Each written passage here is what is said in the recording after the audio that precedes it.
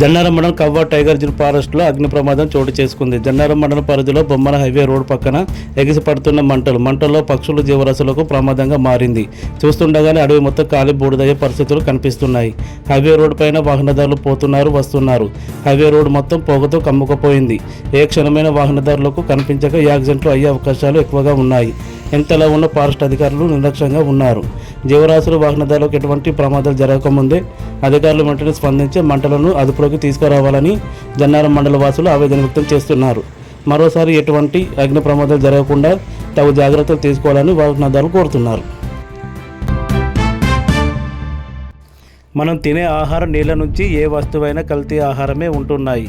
కల్తీ ఆహారం తినడం వల్ల ప్రతి మనిషి చిన్న నుంచి పండు ముసలి వరకు అనేక రోగాలతో ఇబ్బందులు పడుతున్నారు. ఈ కల్తీ ఆహారం తినడం వల్ల వచ్చే రోగాలు బీపీ, షుగర్, డయాబెటీస్, కొలెస్ట్రాల్ వంటి ప్రాబ్లమ్స్ వస్తున్నాయి. ఇవి కంట్రోల్లో ఉండాలంటే తగిన వ్యాయామాలు అవసరం. రోజు మనం వాకింగ్ చేయడానికి రోడ్డుపై నడుస్తూ ఉంటాము.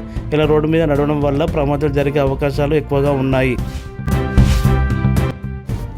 అధికారులు ఎక్సర్సైజ్కి సంబంధించిన ఇటువంటి పరికరాలు జనవరిలో పెట్టవలసిందిగా మండల వాసులు కోరుతున్నారు.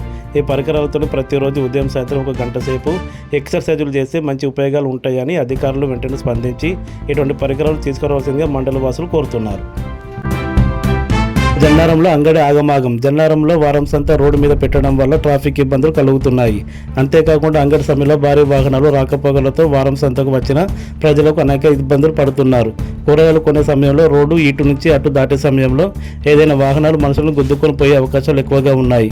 కాబట్టి వారం సంతను రోడ్డు మీద కాకుండా వేరే ప్లేస్లకు మార్చాలని చుట్టుపక్కల గ్రామస్తులు, మండల వాసులు ఆవేదన వ్యక్తం చేస్తున్నారు. దేశంలో కోట్లాది రేషన్ కార్డులకు గుడ్ న్యూస్ చెప్పింది కేంద్రం. 3 నెలల రేషన్ బియ్యాన్ని పంపిణీ చేయనుంది కేంద్ర ప్రభుత్వం. ఏప్రిల్, మే, జూన్ 3 నెలలకు కావాల్సిన ధాన్యాన్ని రాష్ట్ర ప్రభుత్వం పంపిణీ చేయనుంది.